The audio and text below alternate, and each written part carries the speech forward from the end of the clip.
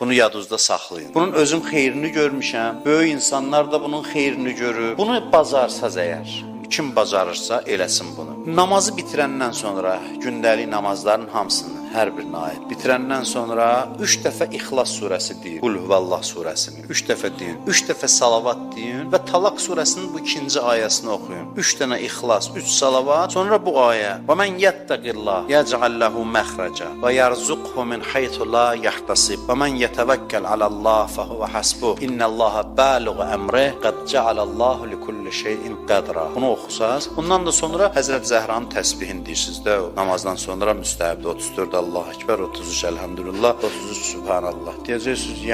Yenə də yüklədilər bizi. Yəni amma bir şey deyil də, bu hamısı bir yerdə nə qədər çəkir. Təsbihatla bir yerdə 2 dəqiqə çəksə, 3 dəqiqə çəksə böyük şeydir yəni. 3 dəqiqədir, amma çox fəziləti var. Çox fəzilət. Dillə deyilməyəcək qədər.